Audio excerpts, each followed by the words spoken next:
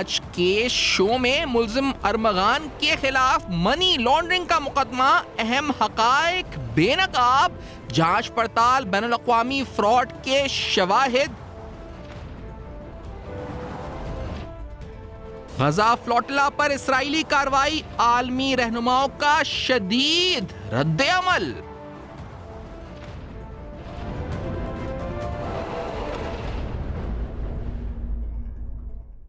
السلام علیکم۔ پس پردہ حقائق، سنسنی خیز انکشافات، پروگرام بے نقاب میں ہوں آپ کے ساتھ سفان خان۔ ناظرین، ملزم ارمغان یعنی مصطفیٰ عامر قتل کیس کے قتل کے مقدمے سے متعلق کچھ حقائق آپ کے سامنے ہم نے رکھے تھے ریسنٹلی، اور کس طرح ملزم ارمغان بھرپور کوشش کر رہا ہے کہ وہ خود کو ایک ذہنی مریض ثابت کر سکے، اور اس حوالے سے اس نے کچھ خطوط کا تبادلہ بھی کیا آنریبل ججز کے ساتھ۔ ان خطوط میں جو اس نے لکھا اپنے بارے میں وہ ہم نے آپ کے سامنے تفصیلاً کچھ پروگرام میں پیش کیا تھا۔ آج ہم سوال اٹھانے لگے ہیں کہ ملزم ارمغان کی ٹوٹل آمدنی کتنی تھی، اس آمدنی کے مطابق اس کے پاس کل اب تک کے اثاثے کتنے ہونے چاہیے، اور یہ رقم جس کا سراغ لگایا ہے ایف آئی اے نے یا ہماری اتھارٹیز نے، آخرکار یہ رقم ہے کہاں پر؟ یعنی کیا ہماری اتھارٹیز جو انویسٹیگیشن کی ہیں، کیا وہ اس رقم پر تک تاحال پہنچ سکی ہیں یا نہیں پہنچ سکی ہیں؟ یہ بڑا بنیادی سوال ہے جو ہم پروگرام میں اٹھائیں گے۔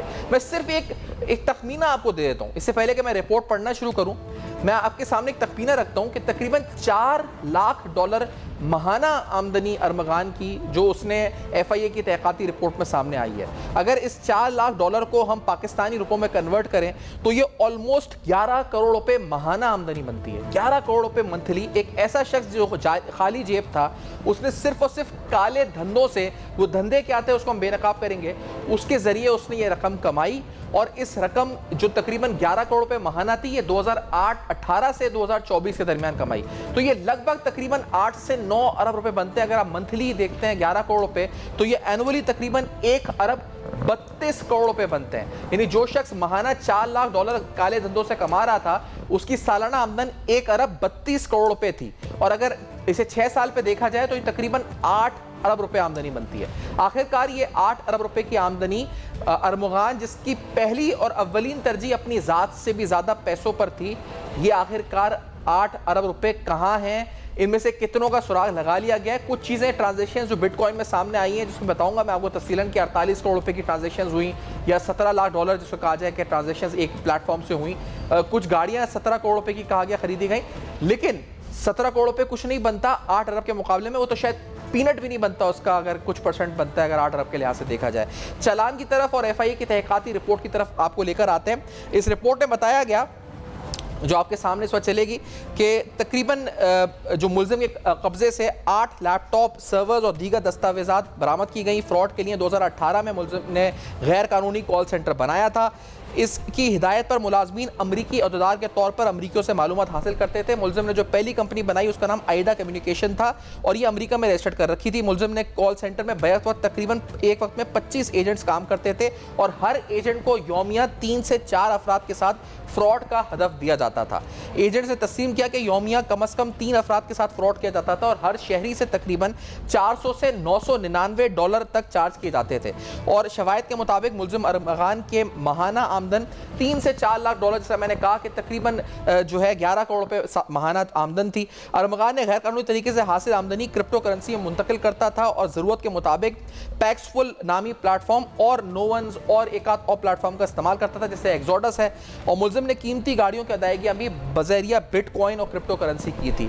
مزید ایف آئی کی تحقیقات میں بات سامنے آئی کہ ملزم تھرڈ پارٹی اکاؤنٹ سے ملازمین کی تنخواہوں سے زائد رقم منتقل کرتا تھا، اور زائد رقم کیش سے واپس ان سے وصول بھی کرتا تھا۔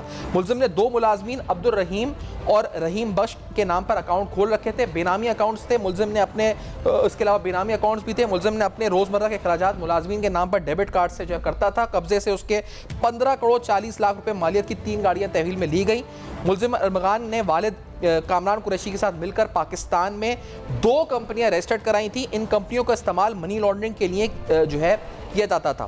ملزم نے 2019 میں کال سینٹر بند کیا تھا۔ یہ ٹائم لائن آپ ذہن میں رکھیے گا، 2019 میں کال سینٹر بند کیا تھا، لیکن مختلف اسکیمز کے تحت ان جو امریکیوں کے ساتھ فراڈ کا اس نے سلسلہ جاری رکھا۔ ملزم ارمغان نے مختصر پیمانے پر منشیات کی فروخت کا کام بھی شروع کیا۔ ڈارک ویب کے ذریعے برطانیہ، کینیڈا اور یورپی ممالک سے منشیات منگواتا تھا. منشیات کی ادائیگی کرپٹو کرنسی کے ذریعے کی جاتی تھی اور منشیات پاکستان پوسٹ یا نجی کوریئر کمپنیز کے ذریعے ملک میں آتی تھی. عبوری چالان میں ملزم کو کے 2 پارسل جو کسٹم نے 2019 سے پکڑے تھے. ملزم نے بینک اکاؤنٹس کی جانچ پڑتال کے دوران بتایا کہ 2019 سے ملزمان نے اکاؤنٹ استعمال کرنا بند کر دیے تھے. منشیات کے مقدمات کے بعد ملزم انڈر گراؤنڈ ہو گیا تھا. 2022 میں دوبارہ غیر ملکیوں کے ساتھ اس نے فراڈ شروع کیا. یعنی انڈر گراؤنڈ ہونے کے بعد 2022 میں دوبارہ ایکٹیو ہوا اور جو آن لائن جاب پورٹلز کے ذریعے مزید 20 کالنگ ایجنٹس جو ہیں اس نے رکھے. جس طرح میں نے کہا کہ کالنگ ایجنٹس کو باقاعدہ ٹارگٹ دیا جاتا تھا کہ آپ کو روزانہ 3 سے 4 افراد امریکیوں کے ساتھ فراڈ کرنا ہے اور یہ تقریباً ماہانہ 3 سے 4 لاکھ ڈالر ان فراڈز کے ذریعے کماتا تھا. اچھا، اس میں مزید بتایا گیا کہ اسپوف کالز کے ذریعے یہ تمام امریکی محکموں میں یہ کالز جو کی جاتی تھی یا ان کو فراڈ کرتے تھے اور ملزم نے 5 ماہ کی مدت میں فراڈ کے ذریعے بہت بڑی رقم حاصل کی. ملزم نے 120 گز کے کرائے کی جگہ سے فراڈ کا آغاز کیا اور 1 سال کے دوران 1000 گز کے بنگلے میں کال سینٹر کو منتقل کیا. امریکیوں سے حاصل تفصیلات کو ملزم کے والد کامران قریشی کے نام پر رجسٹرڈ مرچنٹ اکاؤنٹ میں غیر قانونی ٹرانزیکشن کے لیے استعمال کیا جاتا تھا. ملزم کے والد کامران قریشی کا امریکی بینک اکاؤنٹ متعدد مرچنٹ پیمنٹ گیٹ ویز سے منسلک تھا. ملزم متعدد کرپٹو کرنسی والیٹس کا استعمال کرتا تھا، جس طرح میں نے کہا کہ ایکزوڈس تھا، اس کے علاوہ نوونس تھا، اس کے علاوہ جو ایک پیکسفل تھا. پیکسفل میں تو تقریباً 48 کروڑ کی ٹرانزیکشنز ہماری اتھارٹیز نے آئیڈینٹیفائی بھی کی. ابتدائی جائزے میں ملزم کے اکاؤنٹ سے بٹ کوائنز کی منتقلی کے شواہد ملے اور یہ اب اس حصے میں آ رہا ہوں چلان کے جس میں بتایا گیا کہ صرف پیکسفل ایکسچینج پر ملزم کے اکاؤنٹ سے 14 والیٹ منسلک تھے اور یہ مارچ 2021 سے 2023 کے درمیان تقریباً 51.54 بٹ کوائن جن کی مالیت 17 لاکھ ڈالر بنتی ہے، یہ اس نے ٹرانزیکشنز کی تھیں. اور جو تکنیکی جائزہ جب ریکارڈ کر لیا گیا تو دیگر پلیٹ فارمز کا ڈیٹا جو ہے اس وقت اس سے وہ بھی حاصل کیا جا رہا تھا. جبکہ جنوری 2022 سے 2024 کے درمیان ملزم نے 17 کروڑ 70 لاکھ روپے مالیت کی گاڑیاں بھی خریدیں. گاڑیوں کی خرید و فروخت میں شامل ڈیلرز کے بیانات بھی ریکارڈ کیے گئے. ملزم نے گاڑیوں کے علاوہ کرپٹو مائننگ اور لیپ ٹاپ اور ممنوعہ کیٹیگری کے ہتھیار بھی خریدے جو اس کے پاس سے برآمد ہوئے تھے. اور اسی طرح ملزم مختلف لوگوں کے نام پر 7 بینک اکاؤنٹ استعمال کرتا تھا اور بینک اکاؤنٹ 24 کروڑ 42 لاکھ روپے کا ٹرن اوور کا ریکارڈ حاصل کیا گیا. لیکن سوال جو سب سے اہم ہے ناظرین کہ تقریباً جو یہ بلینز آف روپیز ہیں، اگر آپ اندازہ لگائیں کہ اگر ماہانہ 4 لاکھ ڈالر کی آمدنی تھی تو تقریباً 11 کروڑ روپے ماہانہ کی آمدنی تھی اور 5 یا 6 سال کے عرصے میں یہ رقم تقریباً اگر محتاط ترین اندازہ بھی لگائیں تو 8 سے 9 ارب روپے بنتی ہے. تو یہ 8 سے 9 ارب روپے کی جو اماؤنٹ ہے جو اس نے کمائی خالی جیب کالے دھندے سے، یہ آخر کار ہمارے جو ایف آئی اے یا دیگر ادارے ہیں کیا اس رقم تک اب تک پہنچے ہیں؟ اگر نہیں پہنچے تو اس کی وجہ کیا ہے؟ ہمیں یہ تو پتہ چل گیا کہ اس نے ماہانہ کتنے کمائے، ہمیں یہ پتہ چل گیا کہ یہ امریکیوں سے جو ہے اس وقت دھوکہ دہی کرتا تھا، پھر اس پیسے کو بٹ کوائن میں کنورٹ کرتا تھا، پھر بٹ کوائن سے اپنے ملازمین کے بینامی اکاؤنٹس میں ٹرانسفر کرتا تھا، پھر اس کو کیش کرتا تھا. تو یہ جو پورا سلسلہ تھا اس کے ڈیجیٹل والیٹس کا، ہمیں چین تو پتہ چل گئی لیکن یہ تمام پیسہ آخر کار کہاں گیا؟ یعنی اس کی گرفتاری کے بعد یا گرفتاری سے پہلے یہ پیسہ کہاں اڑنچو ہوا؟ یہ 8 ارب روپے آخر کار کہاں ہیں؟ یہ اربوں روپے مالیت کہاں ہیں؟ یہ گاڑیاں تو 16-17 کروڑ روپے کی ہیں، یا جو ہمیں پتہ چلا ہے کہ 17 لاکھ ڈالر کا ہمیں پتہ چل گیا، لیکن یہ بلینز آف روپیز آخر کار کہاں گئے ماہانہ 4 لاکھ ڈالر؟ یہ سوال آج پروگرام میں ہم بے نقاب کریں گے اور ساتھ میں کچھ اور اہم معاملات جو غزہ میں انسانی بنیادوں پر، انسانی ہمدردی کے بنیاد پر جو ایک وہاں پر فلوٹیلا گیا اور اس پر جو اسرائیل نے کارروائی کی جس کو مذمت عالمی سطح پر کی گئی، اس پر بھی پروگرام میں گفتگو کریں گے اور ہمارا دنیا کا عالمی ضمیر جھنجھوڑنے کی کوشش بھی کریں گے. ہمارا رد عمل کیا ہونا چاہیے ریاست کے طور پہ، انفرادی طور پر، اس پر بھی سوال اٹھائیں گے. ایک بریک کے بعد بے نقاب میں واپس آتے ہیں. پہلے فہیم صدیقی صاحب سے بات کریں گے ارمغان کیس پر. ہمارے ساتھ رہیے.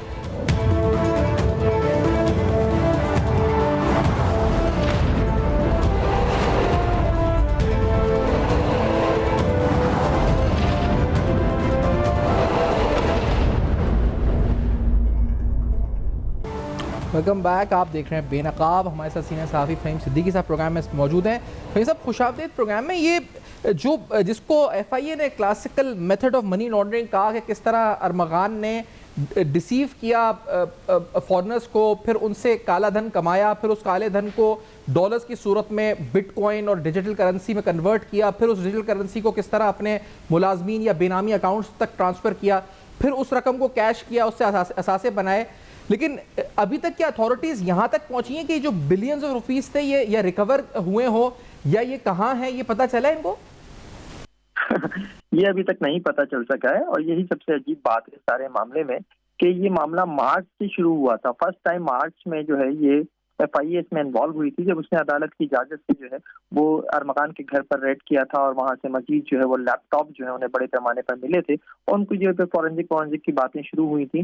لیکن ابھی تک یہ نہیں پتہ چل سکا کہ وہ 40 بینک اکاؤنٹ جن میں ارمغان کا پیسہ آتا رہا، وہ 40 بینک اکاؤنٹ جو ہیں جو لوگ آپریٹ کرتے تھے، جو حوالہ اور ہنڈی کرتے تھے، ان اکاؤنٹس کے اوپر جو ہے آپ نے کیا کارروائی کی، ان اکاؤنٹس کو چلانے والے بینکس کے خلاف آپ نے کیا کارروائی کی، علاوہ فریز کر دینے کے کوئی کارروائی نہیں ہوئی.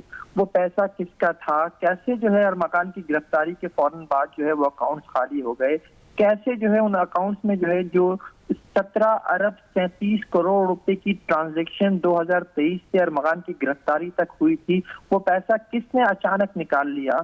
یہ ساری چیزیں جو ہیں آج بھی جو ہیں وہ ایک طرح سے جو ہے یوں سمجھ لیجیے کہ صیغہ راز میں رکھی جا رہی ہیں یا وہ چھپائی جا رہی ہیں، لیکن انہیں سامنے آنا ہوگا. 12 بینک یہ صیغہ راز میں رکھی جا رہی ہیں یا یہ ابھی تک اتھارٹیز ہی نہیں ان لیئرز تک پہنچ چکی ہیں کہ گیا کہاں ہے پیسہ، یا وہ پہنچ چکی ہیں؟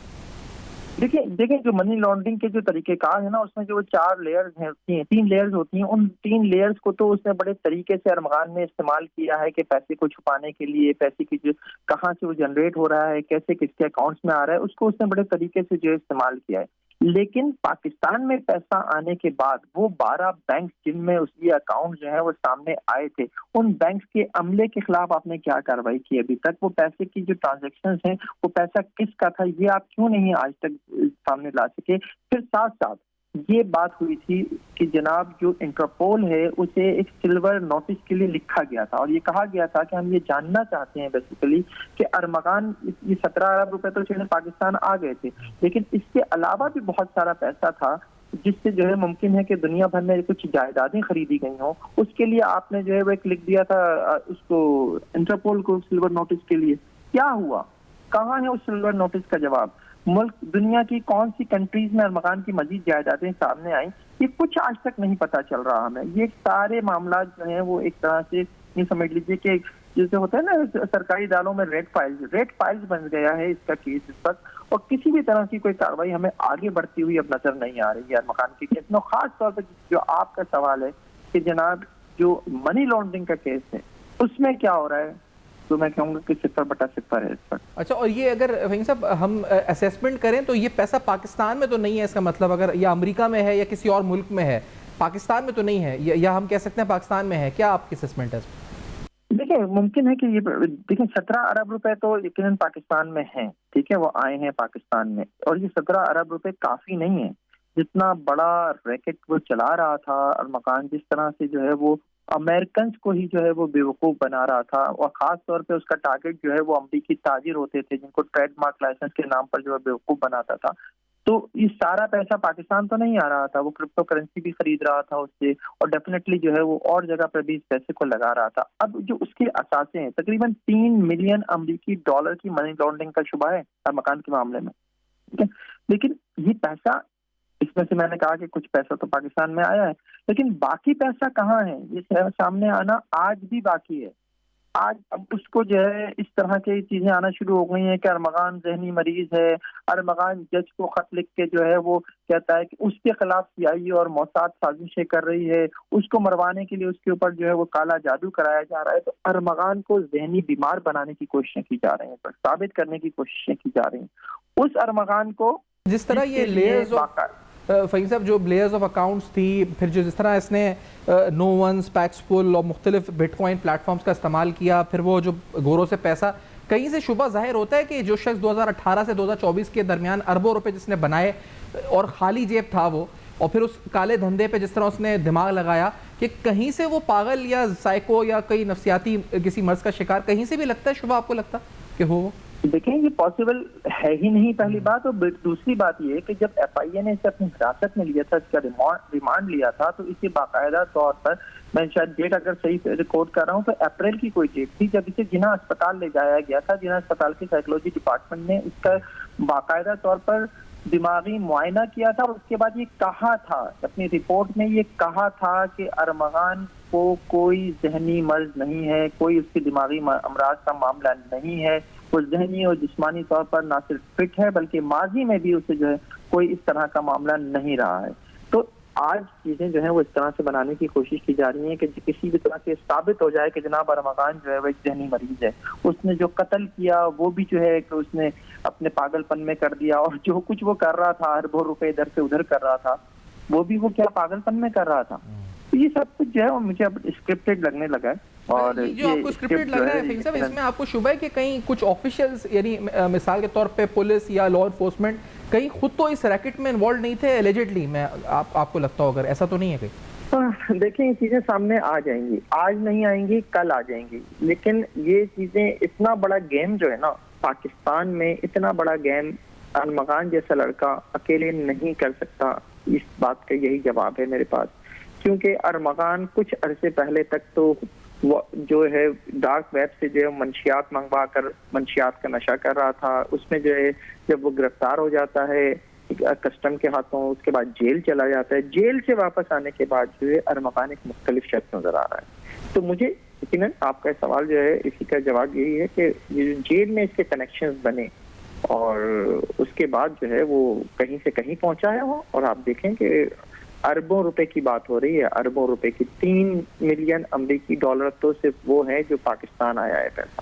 صحیح۔ اور یہ اگر سمرائز کرتے ہوئے آپ نے جس طرح کہا کہ یہ کیس تو یہیں رک گیا ہے، جو قتل کا کیس ہے یا دیگر اور تقریباً 13 کیسز ہیں، ان کی پیش رفت کیسی ہے، یا آپ مطمئن ہیں بطور سینئر صحافی، آپ کو لگتا ہے اس میں بھی معاملہ سلو ہے؟ لیکن چلان پیش ہو گیا ہے، کیسز میں چلان پیش ہو گئے، اور جو اس کے خلاف پولیس مقابلے کا کیس ہے، مصطفیٰ عامر کو قتل کرنے کا کیس ہے، جو اس کے پاس سے اسلحہ برآمدگی کے کیسز ہیں، ان میں جو ابھی تک پولیس کے پاس شواہد ہیں وہ کافی مجھے جو ہے اچھے نظر آ رہے ہیں، اور مجھے یہ لگتا ہے کہ ماتحت عدالت سے تو کم از کم ارمغان کو سزا ہو ہی جانی چاہیے، کیونکہ بہت اسٹرانگ ایویڈنسز جو ہیں وہ ملے ہیں، خاص طور پہ جو ارمغان کا جو وہاں جانا ہے بلوچستان، اور بلوچستان میں جا کر جو ہے اس کا گاڑی کو جلانا ہے، مصطفیٰ عامر کو کی کار کی ڈکی سے برآمد ہونا ہے، اور شیراز کے حوالے سے جو بیانات ہیں، بہت کچھ ایسا ہے کہ جس کی بنیاد پر میں یہ سمجھتا ہوں کہ بہت اسٹرانگ ایویڈنسز ہیں۔ پھر جو اسلحے کے معاملات ہیں اس میں جو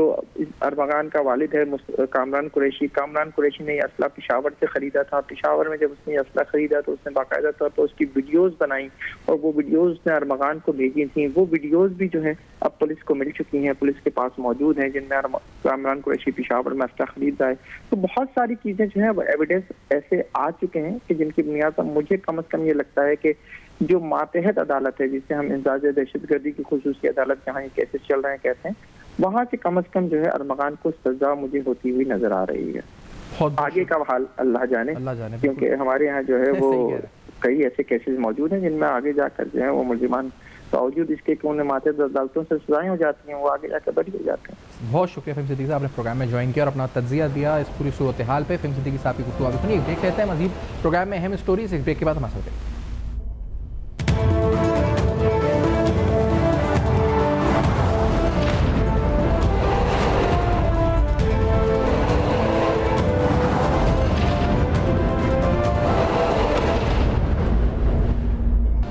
ویلکم بیک، آپ دیکھ رہے ہیں بے نقاب، ہمارے ساتھ جلال محمود صاحب فلسطینی صحافی پروگرام موجود ہے۔ جلال صاحب، میں جو ہم نے مناظر دیکھے جس طرح سے غزہ تک انسانی ہمدردی میں امداد پہنچانے کی کوشش کی گئی، پھر جس طرح اس فلوٹیلا پہ جو اسرائیل نے حملہ کیا، پھر اس پر قابض ہوا، اغوا کرنے، پاکستانی بھی اس میں سوار، دنیا کے ممالک کی طرف سے مذمت ہوئی ہے، سب ہوئی ہے، آپ نے کیسے دیکھا ہے اس صورتحال کو؟ اپنا موقف اور اپنا بیان دیجیے گا اس پہ جلال صاحب۔ جی بہت شکریہ سیفان صاحب۔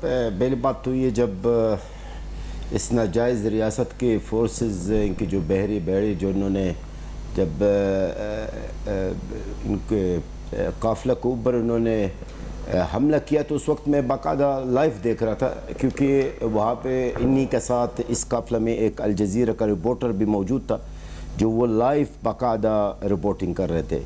دیکھیں میں آپ کو بتاؤں، سب سے پہلے بات تو یہ ہے کہ دنیا سرپرائزڈ، یعنی آپ لوگوں کے لیے یہ بڑے کوئی سرپرائز ہے یا کوئی بڑا حادثہ ہے لیکن ہماری نظر میں ہمارے کا مطلب فلسطینیوں کی نظر میں یہ کوئی سرپرائز نہیں ہے، کیونکہ اسرائیل یہ جو ناجائز ریاست ہے، دہشت گرد ہے، ان کا کام یہی ہے. اور میں اس چیز کا پیش گوئی میں کئی چینلوں پہ کر چکا ہوں، نیوز چینل پہ پاکستان میں، آج سے 3-4 دن میں پہلے میں نے کہا کہ یہی ہوگا ان بیچاروں کے ساتھ جو اس قافلے میں شریک ہے.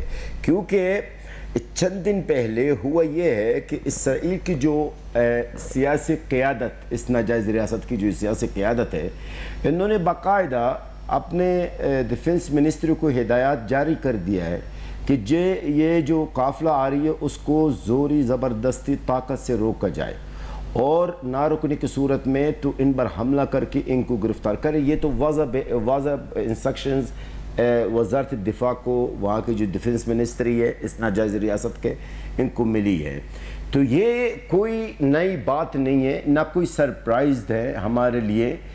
لیکن جو بات قابل ذکر ہے سیفان صاحب، اس قافلہ میں جو سوار شخص پاکستان سے 2 ہیں، میرے خیال میں ابھی 2 بچے ہیں.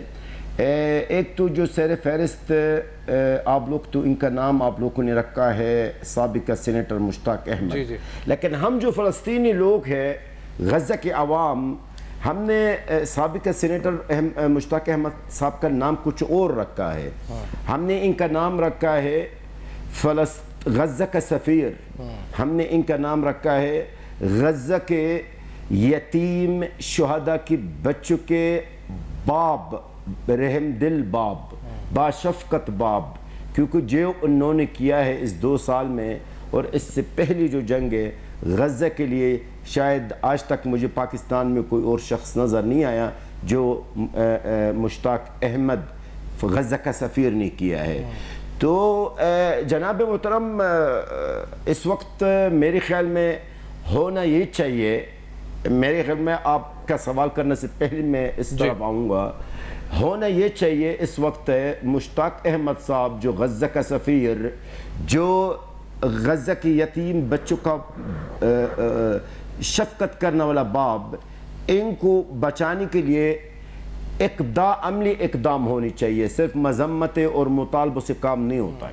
میں یہی آپ سے میں پوچھنے لگا تھا کہ اس پر جو پہلے مجھے یہ بتائیے گا کہ جو عالمی سطح پر کیا آپ کو لگتا ہے کہ جو، کیونکہ یہ تو آپ نے جس طرح درست کہا کہ سرپرائز نہیں ہے کہ دہشت گرد ریاست ہے اور اس کے یہ اقدام کی توقع تھی جس کے بارے میں آپ پہلے بھی کہہ رہے تھے، لیکن جو اس پر رسپانس عالمی سطح پر، یا میں اس طرح کہوں کہ عالمی ضمیر کو جھنجھوڑنے میں، کیا یہ کامیاب ہوا ہے کل کا واقعہ، یا ابھی بھی عالمی ضمیر نہیں جھنجھوڑا گیا ہے؟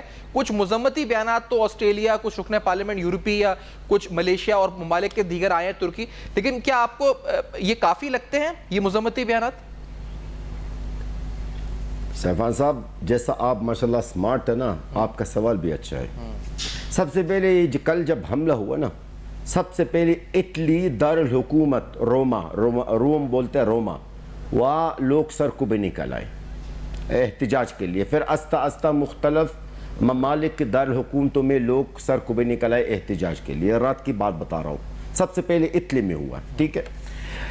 بڑی جو اس قافلے کے اندر جو بھی ہوا ہے نا، اس میں ایک سب سے اہم چیز جو میری نظر میں جو قابل غور وہ یہ ہے، اس قافلے کے اندر جو لوگ شریک ہیں، جو مسافر اس میں، ان میں سے وہ لوگ ہیں، وہ شہری ہیں جو ان حکومتوں، ان ممالک میں سے جو اسرائیل کا اتحادی تھے، جو اسرائیل کی حامی بھی تھے، جو اسرائیل کو اسلحہ فراہم کیا کرتے تھے. اب اس حرکت کی وجہ سے میرے خیال میں اسرائیل، یہ ناجائز ریاست ویسے پہلے سے ایکسپوز ہو چکی تھی، اب مزید اور ایکسپوز ہو گئی ہے. اب انہوں نے جو یہ حرکت، گناہوں حرکت رات کو انہوں نے کیا ہے، جو نا قابل معافی جرم ہے، میرے خیال میں عالمی ضمیر کو جھنجھوڑنا تو کم لفظ ہے.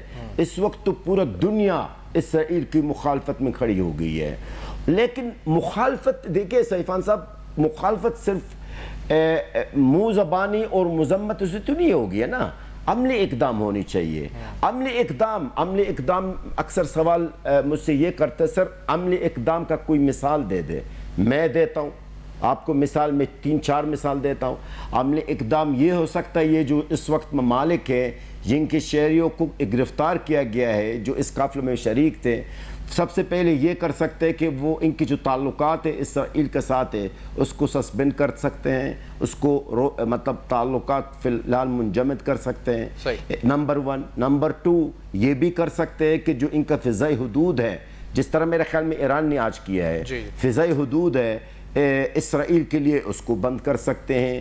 ان کے جو سمندری حدود ہے اس کو بند کر سکتے ہیں اسرائیل کے سامنے, اور اگر ان کی تجارتی تعلقات ہے تو اس کو بھی روک سکتے ہیں. اگر ان کی سفیر ہیں, ان کے تعلقات آلریڈی قائم ہیں تو ان کو اپنے سفیر کو بلا سکتے ہیں. تو بہت عملی اقدام ہے جو کیا جا سکتا.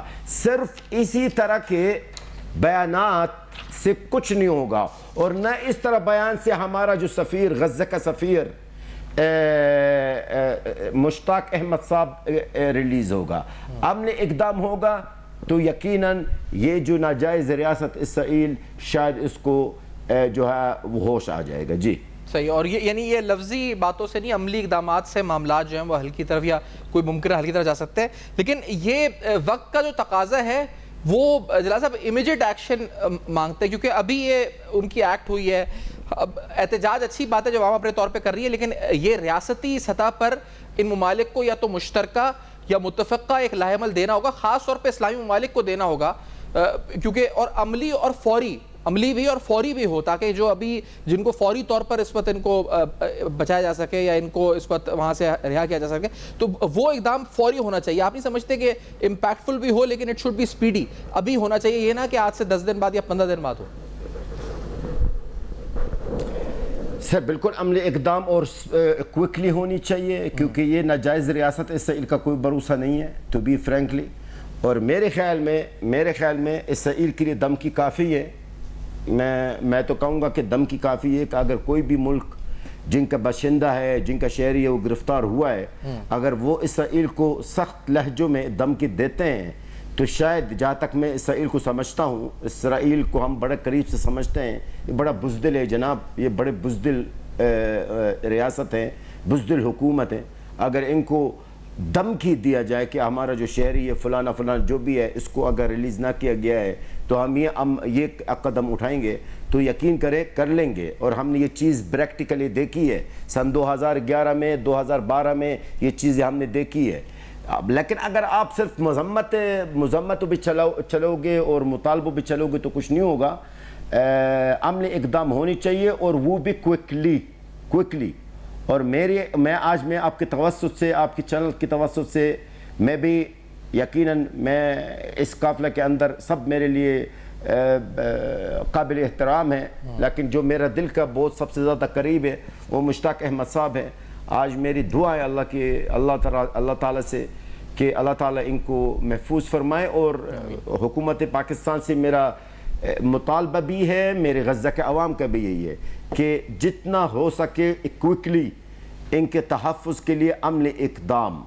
پاکستان صرف دھمکی دے اسرائیل کو, یقین کریں, جس طرح ہمارا ماشاءاللہ ہمارا پرائم منسٹر صاحب شہباز شریف صاحب نا ٹیبل پہ مارنے کی ان کی بڑی اچھی عادت ہے نا, تو اسی طرح ٹیبل پہ اگر مار لے, ہاتھ مار لے, اور اسرائیل کو کہیں کہ میں اسرائیل سے مطالبہ کرتا ہوں اس طرح کر کے کہ ہمارا جو باشندہ ہے, 2 ہے یا جو بھی ہے, ان کو فوری طور پہ رہائی کرے, میں آپ کو لکھ کے دوں گا, رہائی ہو جائے گا.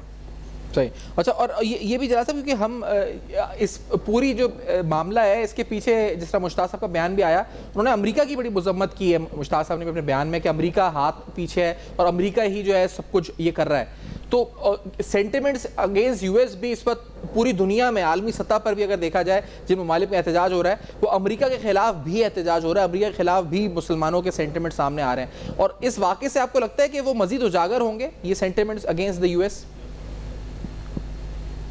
سر دیکھیں, اس وقت یہ جو 2 سال گزرے نا غزہ میں, یہ امریکہ اسرائیل دونوں بے نقاب ہو چکے ہیں, دونوں بے نقاب ہو چکے ہیں. ہم تو یہ نہیں کہوں, میں تو یہ نہیں کہوں گا کہ وہ آئسولیٹ ہو گئے, آئسولیٹ تو خیر تو نہیں ہوئے, ابھی بھی اسرائیل کے ساتھ سب دنیا ساتھ دے رہی ہے. میں نے دیکھا ہی نہیں ہے کوئی ایسا ملک جس نے اسرائیل کے ساتھ تعلقات ختم کیا ہو. لیکن یہ کہنا ضروری ہے کہ اس وقت امریکہ اسرائیل دونوں ایکسپوز ہوئے ہیں کہ وہ ایک انسانیت مسلمانوں کے خلاف تو نہیں بلکہ پوری انسانیت کے خلاف ہے, کیونکہ اس سمود فلوٹیلا میں مسلمان تو کم ہے, زیادہ تر تو غیر مسلم ہے. تو میرے خیال میں ابھی جو بھی ہوا ہے یہ صرف مسلمانوں کے خلاف اقدام نہیں تھا جو اسرائیل نے کیا ہے, یہ تو انسانیت کے خلاف ہے. وہ اس لیے کہ یہ لوگ جو جا رہے تھے اپنی کشتیوں میں, اپنے بحری جہازوں میں, وہ یار مجھے یہ بتائیں وہ کیا لے کے جا رہے تھے؟ یہ ہے نا, کھانا پینا خوراک لے کے جا رہے تھے, کوئی ایٹمی احتیاط یا کوئی بم وغیرہ لے کے تو نہیں جا رہے تھے نا. تو لہٰذا میرے خیال میں اس وقت یہ امریکہ اور خاص طور پر امریکہ کے اوپر ایک سوالیہ نشان بنتا ہے. لیکن میں آج ایک بات آپ کو بتا دوں اور آپ کے ناظرین کو, جو بھی اسرائیل کر رہا ہے یا کیا ہے ماضی میں یا اس وقت کر رہا ہے یا مستقبل میں کرے گا, وہ سب اسرائیل امریکہ کی منظوری سے. اب میں اگر بیچ تھوڑا سا جاؤں, قطر پر جو حملہ ہوا وہ بھی امریکہ کی منظوری سے ہوا. غزہ کے عوام کی جو جنوسائیڈ قتل عام ہو رہا 2 سال سے وہ بھی امریکہ کی منظوری سے ہوا ہے. اور جو کل اس سمود فلوٹیلا پر حملہ ہوا وہ بھی اس میں امریکہ کا رضامندی شامل ہے. جناب یہ آپ چھوڑیے, آپ دور نہیں جائیں, صرف اس 20 نکات کو آپ دیکھیں جو بریس کانفرنس میں آئی ہے نیتنیاہو اور ٹرمپ کے. ان کے دونوں کے بیچ میں دونوں نے جو بریس کانفرنس کی ہے, اس 20 نکات کو آپ پڑھی ہے, دیکھی ہیں, تو آپ کو سب کچھ سمجھ میں آئے گا کہ امریکہ اسرائیل ایک ہی ہیں. جو بھی اسرائیل کر رہا ہے وہ امریکہ کی منظوری سے کر رہا ہے بلکہ امریکہ کے تعاون سے کر رہا ہے. صحیح, بہت بہت شکریہ جلال صاحب, نے پروگرام میں جوائن کیا اور اپنا موقف دیا. اہم ترین معاملے کے اوپر گفتگو آپ نے سنی. نہ صرف یہ انسانیت کی خلاف ورزی بلکہ تمام عالمی قوانین کی خلاف ورزی, اور جس طرح جلال صاحب نے کہا کہ نہ صرف مذمت نہیں بلکہ اس پر عملی اقدامات ہوں, اور عملی اقدامات بھی فوری ہوں, یعنی کوئکلی ہوں, تاکہ اس کا فوری امپیکٹ سامنے آ سکے. اور جس طرح انہوں نے کہا کہ اسرائیل کے لیے صرف ایک دھمکی بھی جو ہے اس وقت کافی ہے, وہ دھمکی سے بھی ڈر جائے گا پاکستان. ماشاءاللہ جو پاکستان کا اسٹریچر ہے, وزیر صاحب کو انہوں نے حوالہ دیا کہ اگر صرف دھمکی بھی دیں تو اسرائیل جو ہے اس پر ڈم جائے گا, ڈر کے پیچھے ہٹ جائے گا. اسی نوٹ پہ پروگرام کو وائنڈ اپ کرتے ہیں. For your feedback you can write us on Facebook, email and X. دیکھتے رہے گا, اب تک اپنا بہت خیال رکھیے گا.